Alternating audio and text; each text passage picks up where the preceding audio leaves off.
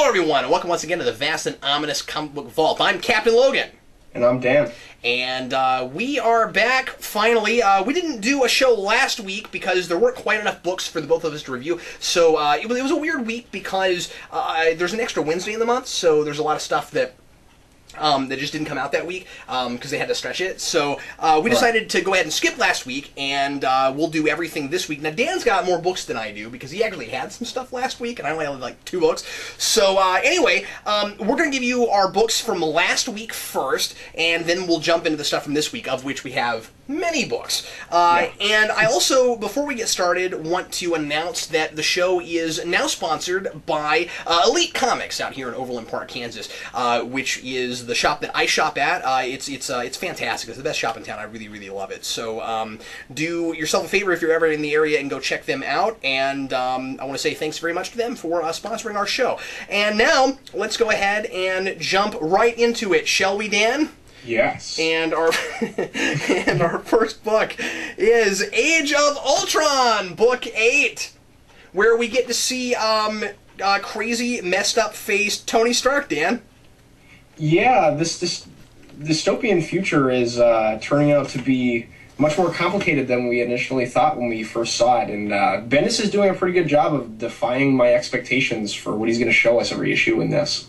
I have no idea where it's going by the end of this, and I had my sort of predictions as to where it was going after last issue were kind of wrong.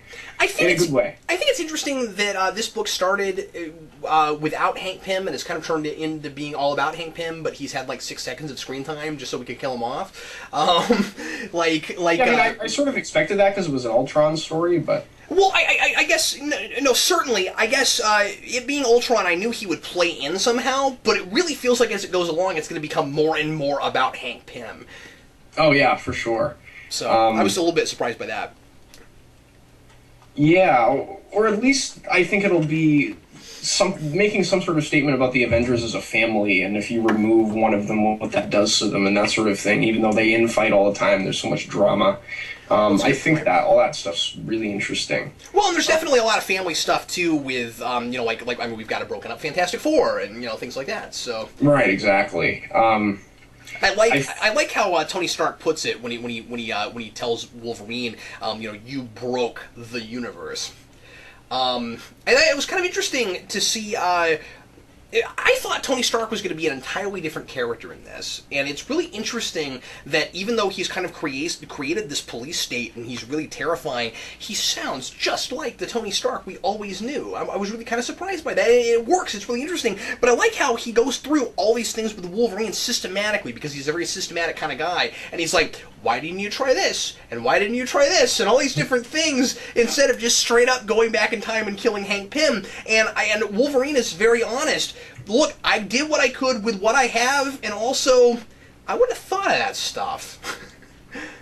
Yeah, and I like that Wolverine sort of has a position here that makes some sort of sense, where he's talking about how if he didn't kill the guy and warned him that he would have maybe seen it as a challenge and built the thing anyway. That's a point that had permeated in the previous issues, but I think it has a little bit more of a credence here when you see Tony Stark with this giant police state. You know what I mean? That's exactly. Yeah, I was going to say that. I think that's Bendis sort of making that point a little bit better than he had in the previous issues, because that was something we talked about a little bit in the previous issues, where it was like, I don't know if I buy that necessarily from those guys. If you warned them, I don't think that they would necessarily go that route, but he's playing that out with Tony Stark here. Yeah, he's showing you a guy that did it precisely because this happens, and so, you've got the very guy that went off and did that saying, well, Hank Pym wouldn't have done it. And then, also, I like that Tony Stark says,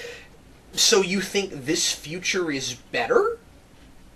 Yeah. And that was a major thematic component from before, with kind of the argument that Wolverine is having with Susan Storm, where the kind of a classic ends justifies the means thing, where you have Susan Storm saying, well, really, no matter what, this is kind of a wrong thing to do, and Wolverine saying, well, it's a necessary evil because we have to create a better world, even if it's not what we would like. And Tony Stark says, well, you didn't create a better world. This is terrible. And he's kind of somewhat responsible for it. Yeah, I think the cool sort of thing Bendis is doing here, in relation to the point you were making there, was no matter what sort of world you live in, the people that are living there are going to think the reality they're in is terrible and try to strive to make it better. And there's always going to be an enemy, even if you don't have the same one you had before. Like here, when Age of Ultron had started, we had man's ability to create technology working against them and rebelling and destroying their creators, where here we have a magical force being the thing oppressing everyone. And it's like, if science isn't going to be the thing that's enslaving mankind, something else will try to. And there's always going to be something for us to fight against and either come together and work together to destroy the enemy, or let it destroy us. So I think that's a really interesting point he's making about humanity and the nature of the superheroes in this world. Dan, we need to move on here. I think Sure. Peterson's art is great. Yeah, I think it's great too. I really like him on this book, and I think he picked up pretty good from Brian Hitch, I have to say. I like it better than Hitch. Personally, that's just me, but just for this material.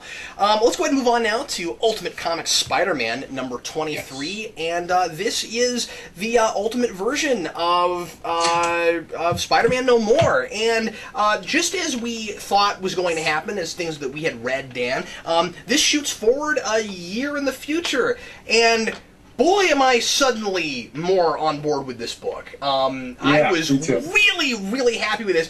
It opens up in the first 2 pages with what Dan Torrey was asking for, which is relationship stuff with Spider-Man.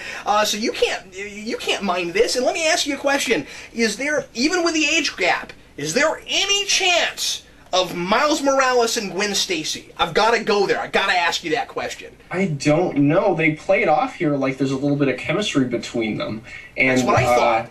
I actually wouldn't mind that, personally. I think it's a really interesting relationship between the two of them, even though he's sort of got a thing with the ultimate version of Kate Bishop at the beginning here, but she's not really all that developed.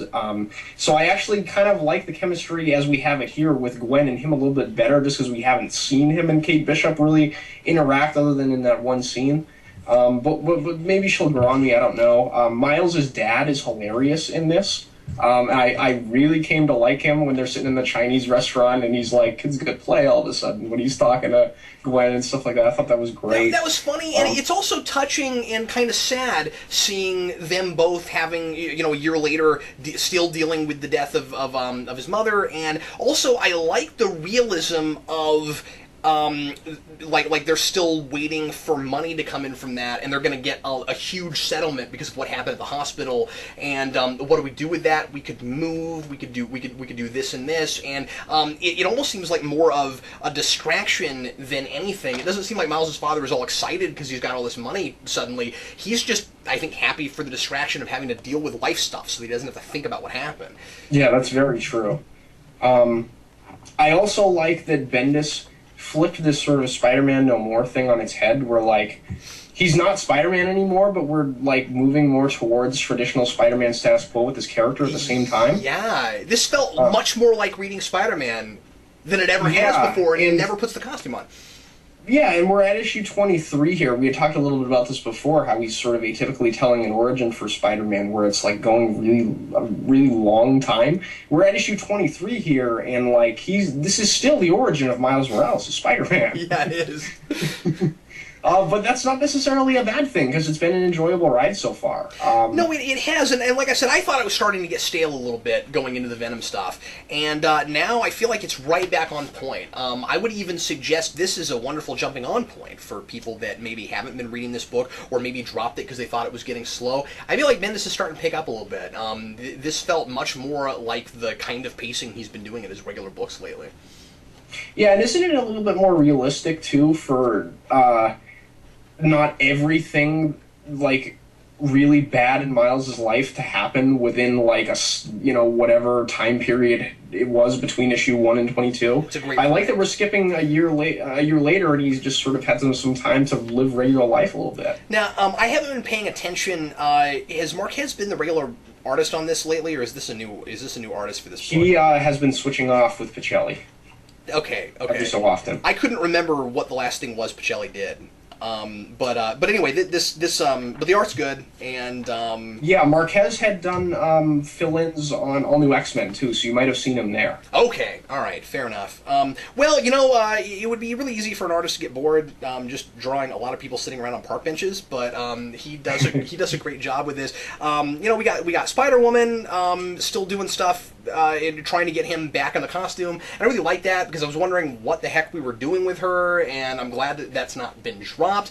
And then the big reveal of a couple characters at the end that I never expected to see in this, and kind of. And Kitty Pryde too at the end. Gold Flame of Peters coming back and entering the story again. We haven't seen her since.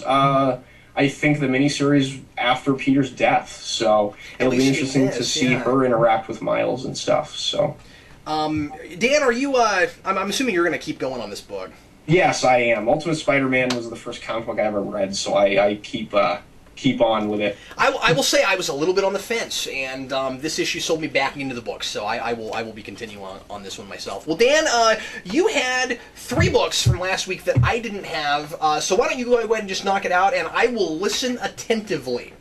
All right. The first one I have is Wolverine the X-Men number 29, and this is setting up the X-Men of the future that are going to be playing into the big crossover with Uncanny all-new regular X-Men and this book, The Battle of the Atom, which is coming up later this year. And this future X-Men team specifically is going to be involved with that. And we get to see some of the kids from the Jean Grey school in the future, like Eye-Boy, and he's like, who is a guy that just had like eyes all over his body before, and everyone used to make fun of him, but in the future he's like really powerful, which is awesome.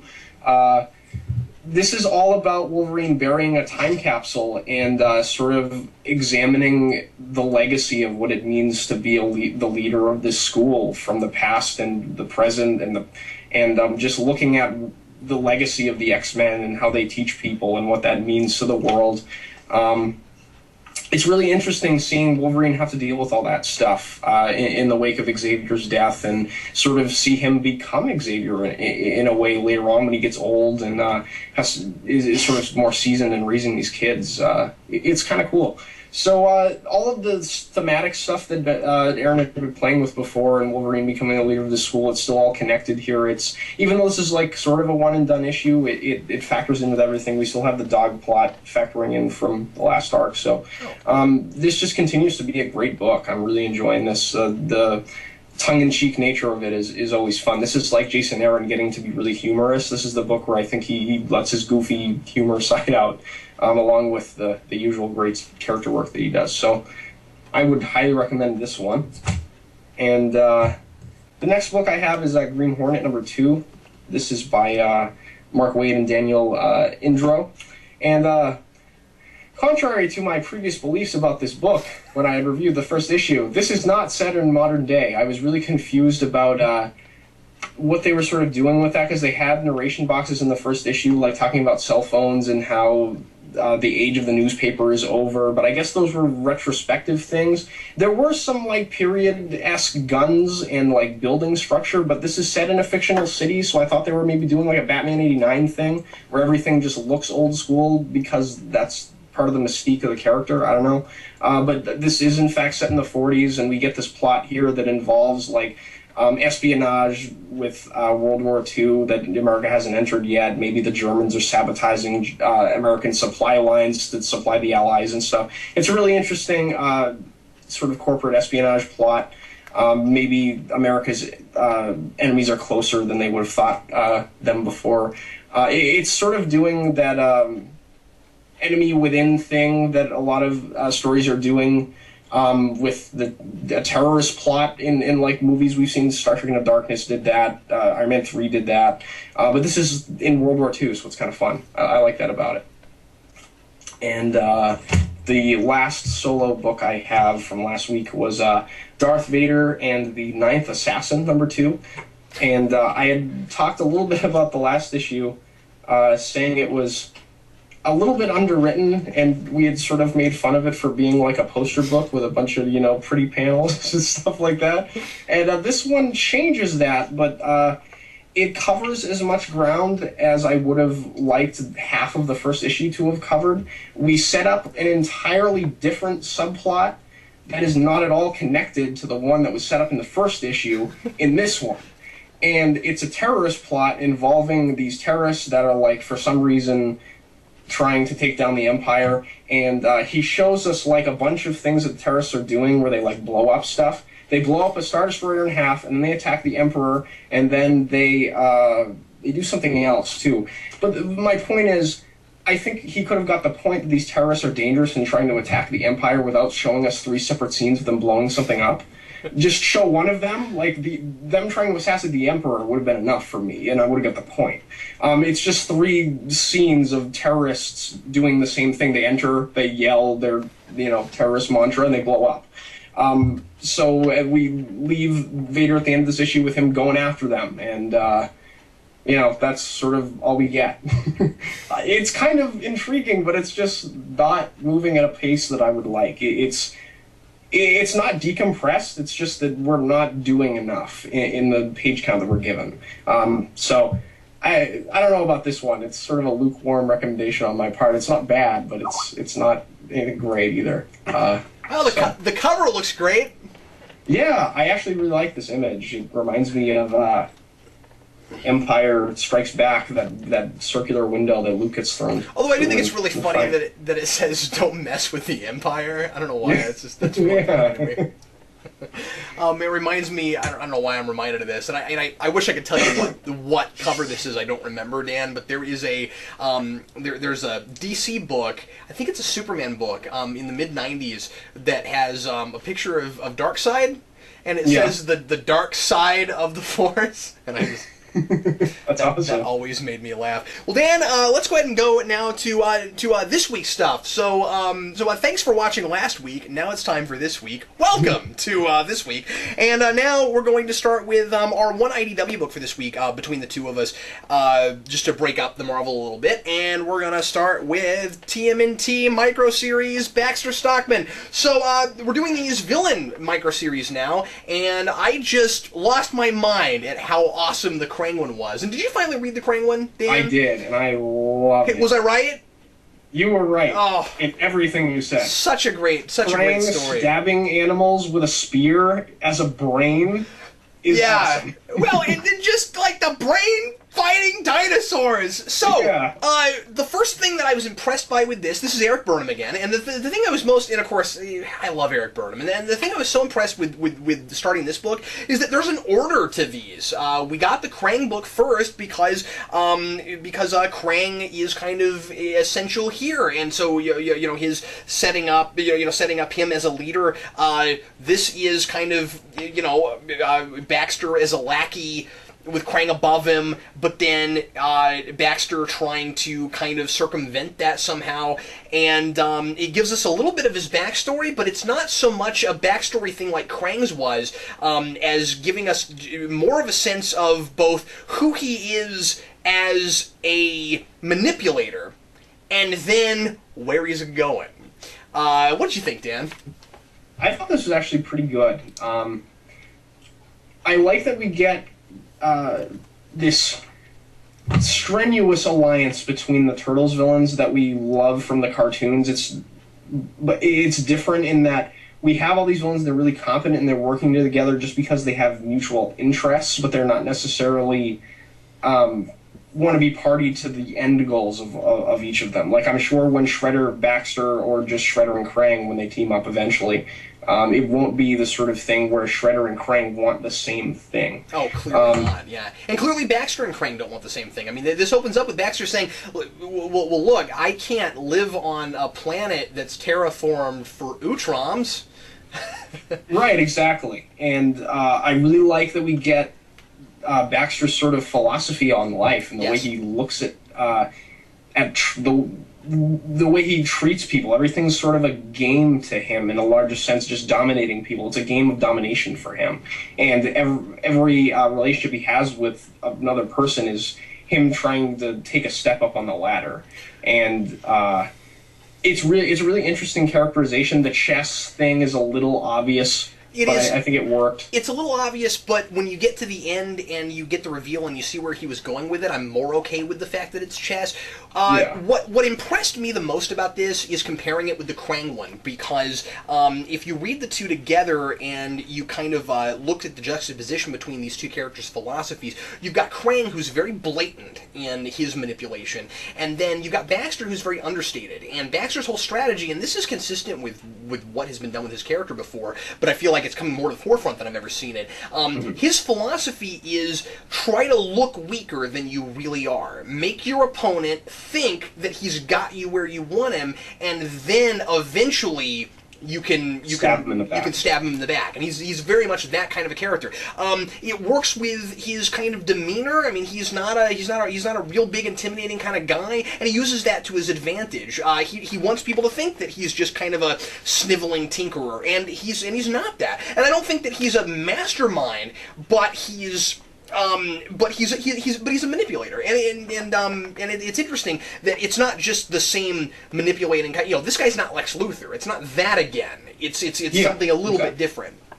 And I like how they make the sort of distinction between him and the Fugitoid and parallel them a little bit, where like they make this sort of commentary where like the Fugitoid is obviously 10 times smarter than Baxter Stockman is, but because he's a better person and doesn't want to manipulate people, the world he was in, the society he was in, it made him into, like, it trapped him in a robot body. His life is terrible, and Baxter, he's not the smartest guy, but because he's good at manipulating people, he's able to be this big corporate tycoon.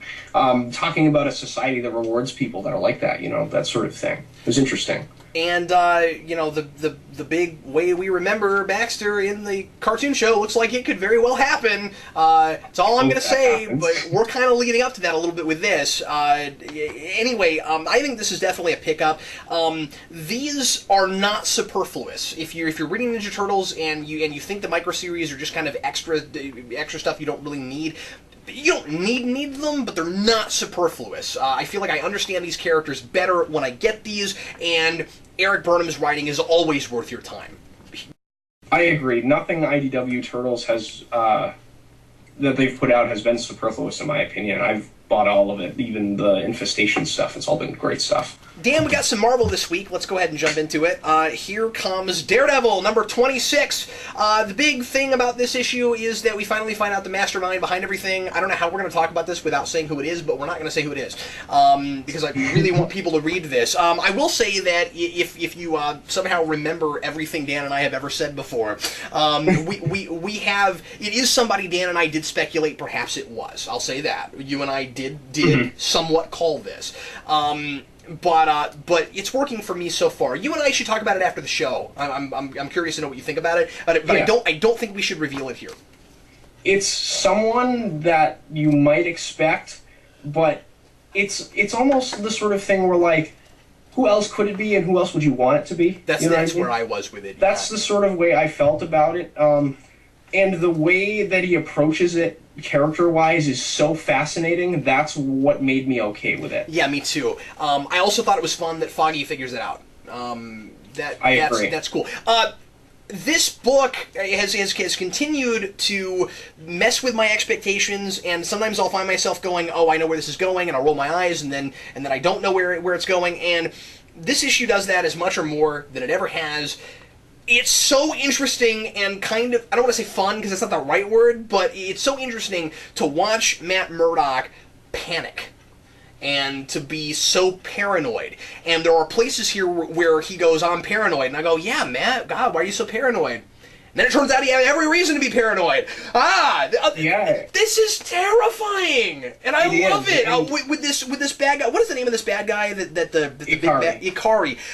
This Ikari guy is just absolutely mortifying, man. This is impressive. Yeah, I agree. I love that Wade.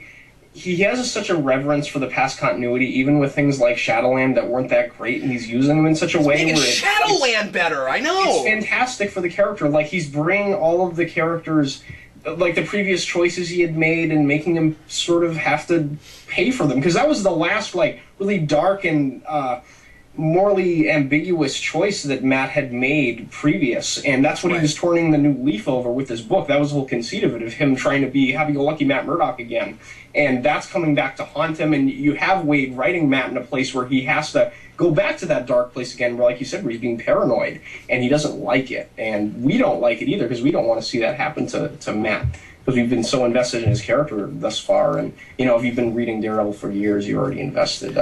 I can't say enough good things about it. I want to mention something that Dan pointed out to me that I didn't catch on the cover, which is the clothes and the clothesline spell out Daredevil, which is really cool. But it's subtle too. You wouldn't really notice it unless you really looked. At first glance, I didn't realize that's what it was either. I can't believe you noticed it. But the thing I noticed was that the tank top on the beginning of this is the Captain Planet logo.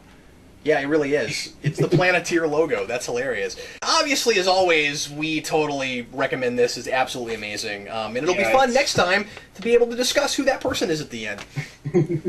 Next up, let's go ahead and go over to Uncanny Avengers number 8 AU. Dan, this was okay. I thoroughly enjoyed this, actually. Okay, all right, go ahead. Because I love Kang the Conqueror.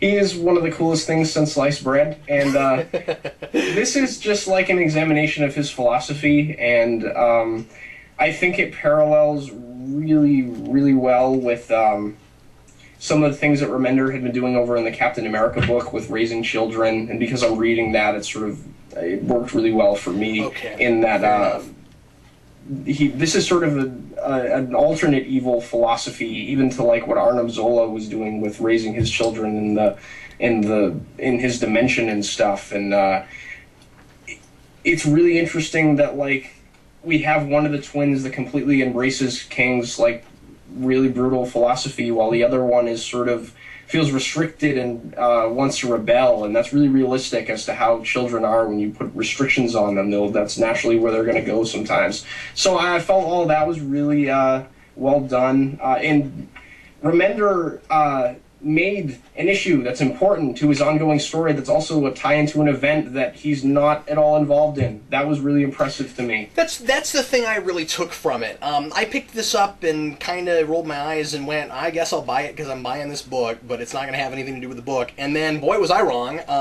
I was surprised that it was about that it was about everything. I kind of had forgotten that Kang was over these two. I sort of forgot about Kang because we haven't really seen him in this book in a couple issues. And and then, you get toward the end of this, and he's got that trophy room. Yeah, I was just going to mention that. Which was the coolest thing I've seen in a while. I mean, like what a menacing villain we've got here with Kang. I'm realizing, these two Apocalypse twins aren't really the danger here. It's Kang, and you've got. I mean, like he's I like how he's kind of taunting them and saying, like, you're going to fail. I've seen the future, and I've seen every possible timeline, and you're going to fail. And all that does is force them to do worse things to people. And also, this notion of Kang manipulating them to kill people that they don't want to kill because they're they care about mutant kind, and they end up having to kill mutants. And so... Yeah, exactly. I did really enjoy this. I still found myself wondering how much of it is ultimately going to matter, just because they're not in our universe, even though it's related to our universe. But I mean, I guess we'll see as it moves along. But it told us. I feel like it told us more about these people as people, certainly, than it did about the plot, and that's fine because I like to know that. Right. So yeah. I think it's really interesting that Kang is also sort of trying to set up this war between the mutants and the humans, and he's not at all involved in that conflict, or at least he shouldn't be, because he's not a mutant. Usually, in Marvel previously, as we had seen, humans sort of stayed out of that conflict, that weren't directly involved with it. And Remender is doing an interesting job of combining that here. It'll be interesting to see what Kang's endgame is. Well, and it's going to be interesting to find out, and I guess I'm just extrapolating, if the fact that so many villains are suddenly coming into this that had never dealt with mutants before, somehow because of AVX, because it's like AVX kind of changed things, and you always hear that with events. You know what I mean? This event's going to change the face of the Marvel. Yeah, AVX did. Like now the mutants really do feel like a part of the rest of Marvel. And these supervillains are. It's almost as if for the first time they're starting to realize, oh, and there's mutants, and we could like. And they're dealing with humans, and that's not going well. And maybe we could find a way to use that to our advantage. So you've got that with Kang and with Red Skull, both of which are still doing things right now. So yeah, all right. Well, you won me over. I like this better than I thought I did. Andy Kubert's art is great too. It is really good, and I'm sorry. I was also going to say I didn't notice that there's a bunch of binary code in the Uncanny Avengers logo, which is really cool. Oh yeah, there is. Yeah, a bunch of ones and zeros. Oh yeah, good call. Well, our last joint venture here, I think. This week I think it is Uncanny X-Men #6. Dan, I'm going to let you go ahead and start. Glorious Dormammu cover. I'm going to let you start rolling on this because I know how much of a Doctor Strange Dormammu fan you are, and I really, really enjoyed this, but I know you're going to have probably more enlightening things to say than me, so go ahead. I thought this was very, very cool because we had the mindless ones brought in here, which are, Dormammu's pawns from the Dark Dimension, or at least not his pawns, but he keeps them at bay in the Dark Dimension because there's always a threat of him destroying the dimension that Dormammu rules over. So I like that we saw them here and him sort of manipulating them. That was very cool. I never would have thought of having again mixing Avengers and Doctor Strange isn't necessarily a mainstay Avengers member, but regular Marvel Universe villains and mutants. It makes perfect sense for Magic to be involved with Dormammu because of her connections to sorcery and that sort of thing. So I thought that was cool that we're continuing this here. It'll be interesting to see how connected Bendis makes them, because we're getting Ileana is sort of turning into Dormammu, at least look-wise here, and being possessed by him. So I wonder if he's not hinting at some sort of bigger connection that the two have with each other. But yeah, that's all I have to really say about the magic stuff. I was really impressed.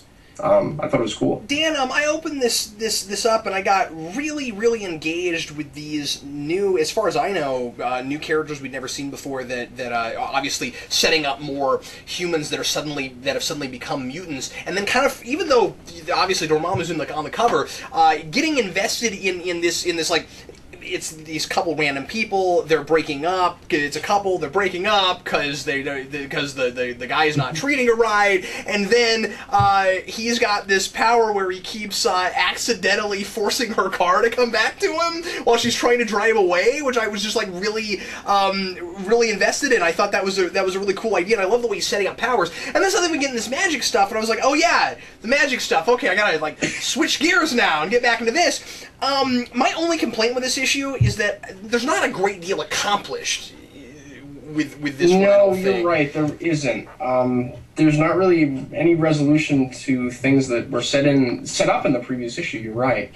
It's not a big deal. I mean, I'm not saying that like I was bored or I didn't get my money's worth. It's just that it's one of those Bendis things sometimes of he's trying to do so much that there's random subplots that get set up. You're not sure why they're there yet. You're not going to find out in this issue, so it feels a bit lopsided. It's like, okay, here's this random scene, and then this big chunk of, oh yeah, where we were last issue, and so it was jarring. But yeah, that's my I did like that we are continuing some of the subplots, like you said, like the thing with the Sentinels from the previous issue. They're dealing with that. And forgot about that. Yeah, good call. And that we're bringing in somebody. We're bringing in a mutant into S.H.I.E.L.D., which makes perfect sense that they want mutant help.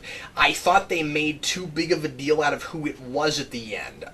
In fact, what I did, you know what I do with reveals like this a lot now, Dan, is when it's obvious they're going to be a reveal, especially when it's like somebody's talking to someone and you can see the first person that you see in all issue, but the second one is just the dialogue off the cuff. Yeah. We have that here with what is it, Miranda Hill, or who is it? Maria Hill. Yeah. I'm sorry, Maria Hill. You got Maria Hill talking to somebody off the panel. I sat there for 3 minutes trying to decide who it was. I was like, I wonder who it is. I'm gonna see if I can guess it. No, of course I didn't guess it, because it's such a minor character, Dan! Maybe it's not as minor for other people. She was big in the 90s. Was she? Was she that big? Yeah, she was in the... Okay, we're giving you... the X-Men arcade game in the 90s? She was a playable character in that. Was she?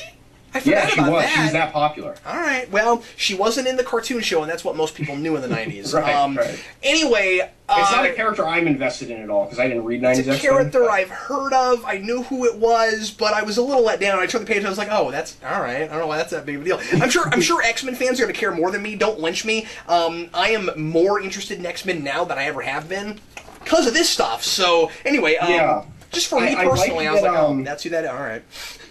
I like that S.H.I.E.L.D. is sort of having a third-party perspective on this whole mutant and human war that looks like it's going to be coming thing, where, like, they're trying to facilitate peace between the two of them, which is sort of ironic because they're an espionage group. That's a great point.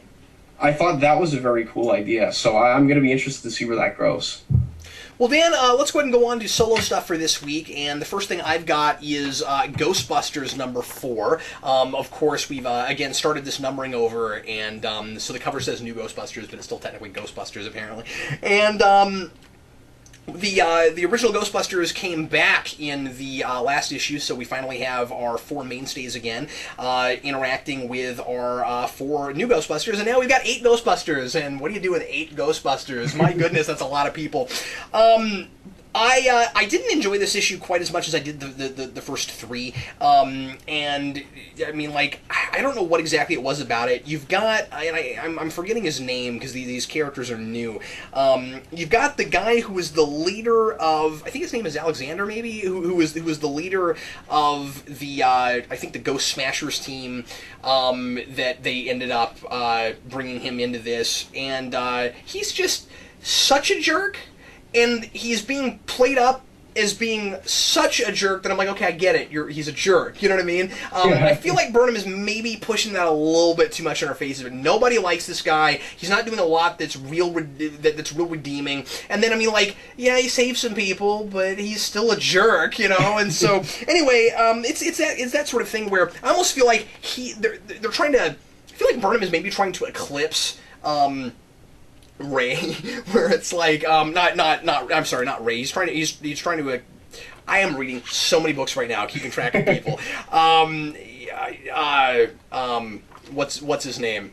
Bill Murray's character? Bill Murray's character, yeah. I feel like he's trying to... Venkman? Is that who it is? Yeah, thank you. He's trying to eclipse Venkman so hard that it's like, well, Venkman is lovable but a jerk, so we gotta have a guy who's like 10 times worse than that. Anyway, so, I don't know. It's one of those things where it being Burnham, I'm sure he's trying to make me hate this guy so that in a couple issues I'll be in love with him. I'm sure that's what he's doing. Right now, I guess he's got me where he wants me. We've got the silly henchman guy from Ghostbusters 2 here in a straitjacket and being possessed by a demon, and they're kind of arguing with each other, and that's sort of fun. There's a lot of like he's trying to come out, this demon's trying to come out, and he's trying to keep him suppressed, and it's the kind of thing you've seen before, but Burnham makes it kind of fun. So anyway, this big threat that they've been going against the last few issues, they kind of solve it here, and then we kind of are about to go into a new chapter of what do you do with 8 Ghostbusters? That's too many Ghostbusters. So yeah, I don't know. I think if I sat down and read all 4 of these together, again, I'd probably enjoy this more than I did. So yeah, it's pretty good, but it's very much ending something and setting up something else. So, you know, it's decent. Good, Dan. The book that I have next is Scarlet Spider number 17. This is, of course, by Chris Yost. I think this is a fill-in artist here. It says Barberi. I don't know the first name. But this year, we have something from one of the previous issues coming back. One of the plot points was set up where Kane had faced off against the Assassins Guild of, Gambit fame, his origin, all that sort of thing. So they had tried to kill Kane, and they had come to an agreement at the end of that where they were going to contract Kane to kill somebody for them, and if he didn't do it, they would kill all of the people that he had met and made friends with in Houston, the supporting cast of this book, basically.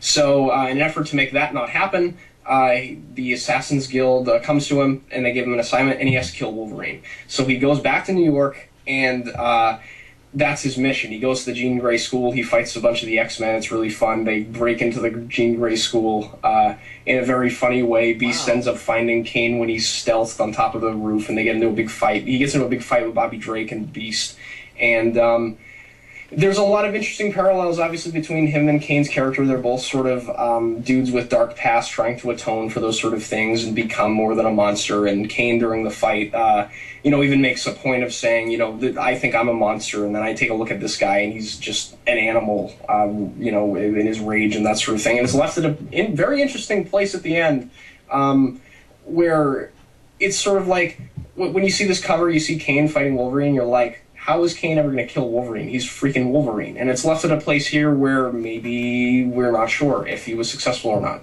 So this was actually, continues to be really good and really solid book. I would recommend it. It's good stuff. Dan, things are so X-Men centric right now. I know, right? It's really interesting. I don't mind it. I'm eating it up with a spoon. Dan, the next thing I have nothing to say about it all. I have nothing to say about this. So I guess I'll talk about it. Here is it's not Spawn, is it? Batman Incorporated number 11. No, it's not Spawn. I'm just kidding. So this is an interlude issue that is completely pointless, and there's no reason to read it at all, unless you just really want to see some very, very Japanese humor in a Batman comic that does not feature Batman. We've got the Batman of Japan, who is Hero. Now, I'm a little off on this stuff because there's just certain characters I don't know that much about. I don't know if this is that, is this the same character as that little kid hero that built the giant Batman mech in Superman Batman Public Enemies, or is this a different hero that deals with Batman that gets to put on a Batman costume but is now a lot older than that? I don't know. Anyway, I don't know if that's who that is. I'm assuming it's not, but maybe. Anyway, I'm sure someone knows. Please let me know, and I'm sorry for the dumb question. I think it is, because in one of the previous issues of Incorporated, there was a Batman of Japan that Batman had recruited or something, I remember reading. But are you sure it's not the same guy? Because his name is Hero, and that kid's name was Hero, and he had to do with Batman, and I'm just kind of confused by it anyway. But then now I'm not sure if that other hero, because this one is spelled with a J, and is it still pronounced Hero? Because I don't know anything about Japanese language. Anyway, I'm not sure either. I'm confused. Whatever. It's not important. Anyway, this is not Morrison. This is written by Chris Burnham and art by Jorge Lucas. I like Chris Burnham. Usually, is Chris Burnham the artist on that book regularly? I thought he was. Isn't he? Yeah. So he wrote the issue. So he wrote the issue, but he didn't draw it. You're right. That is weird. Anyway, and that's weird because now the book looks quite a bit different, and I don't know why they did that. Whatever. Anyway, the bottom line is this is kind of just goofy fun, but it's not my kind of humor. There's a lot of just like really mean-spirited joking between the Batman of Japan and the bad guy gang in this, and a lot of stuff that just a lot of. I'm not gonna say what any of them are necessarily, but like a lot of the jokes just didn't hit for me. Like I said, they're kind of mean-spirited, and I was like, okay, I get why that's supposed to be funny. It's just not for me. And I did really like, though, his the Batman of Japan. I guess they call him Batman Japan. His relationship with this tiny girl.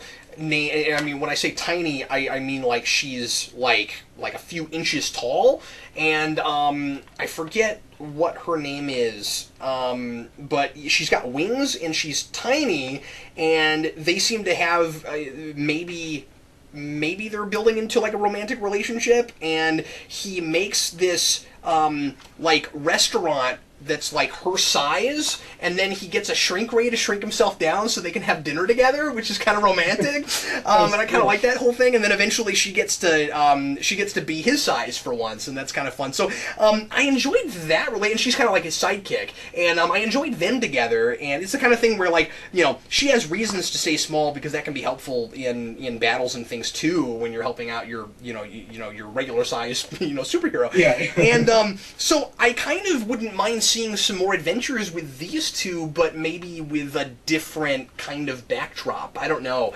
Anyway, this is totally a skip if you just don't want to read anything that doesn't further the narrative of Batman Inc.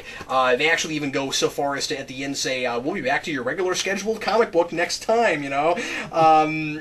So, yeah, it's completely pointless. It's not bad, but it was not my thing at all. Go ahead, Dan. Continuing the theme of DC interlude issues, this is Aquaman number 20. Okay. And this is by John Ostrander, I believe. Ostrander, really?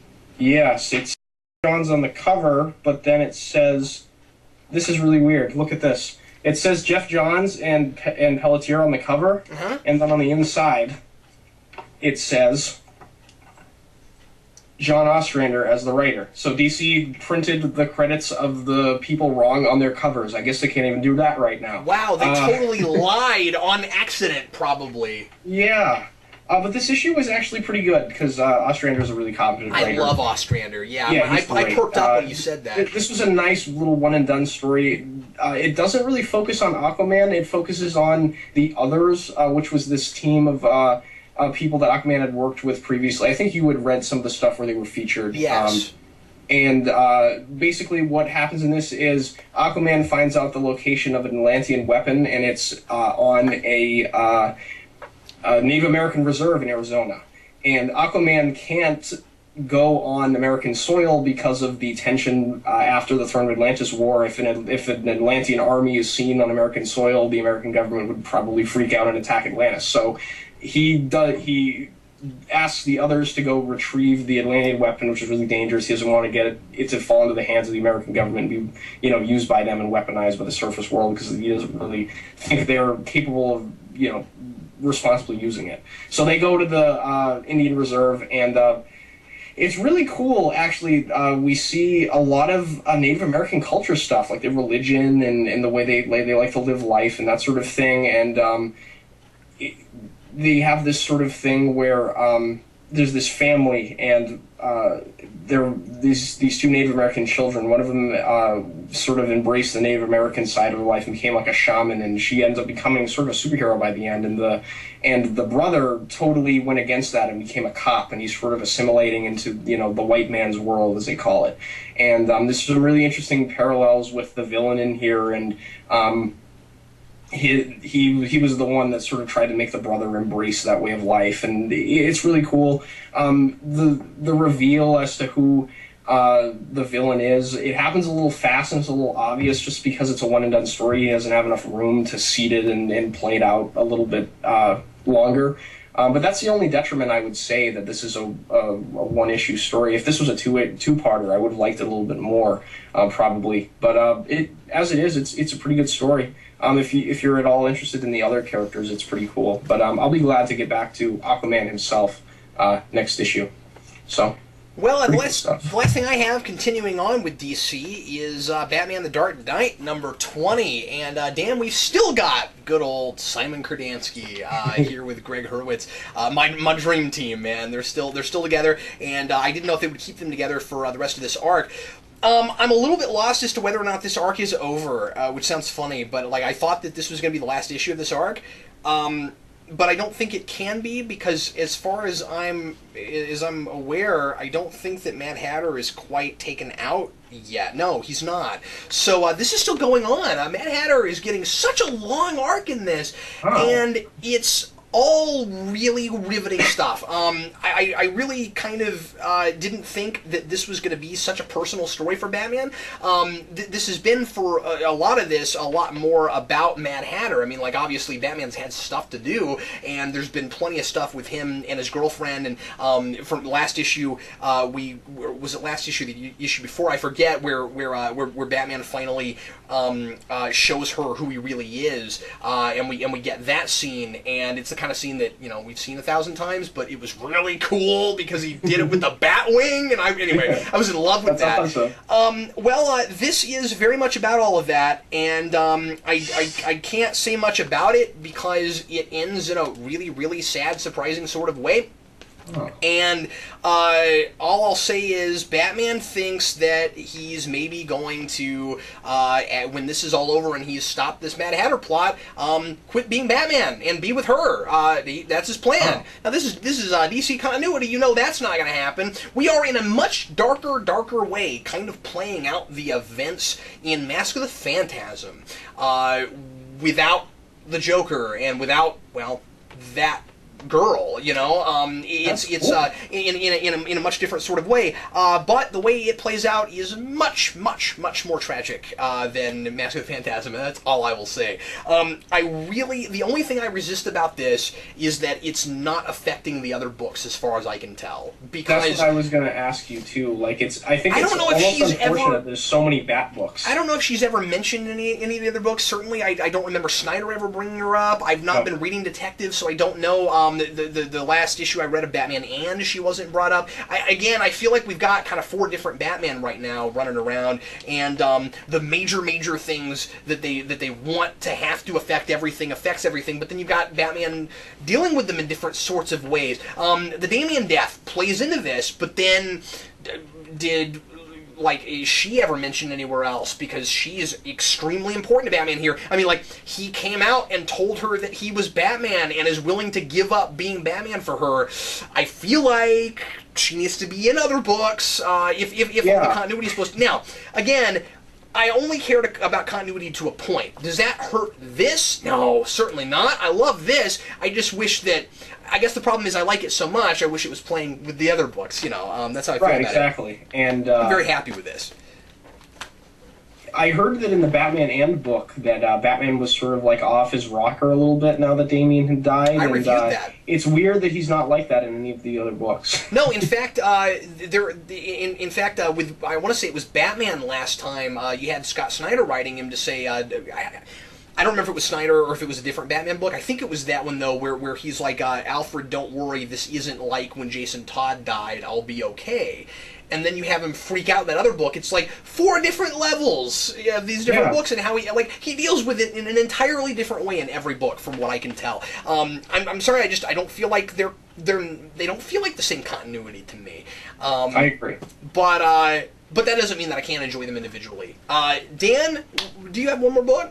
I do. Go right ahead. Last one I have is Star Wars Legacy #3. This is Gabriel Hardman and Karina Pacheco, as usual.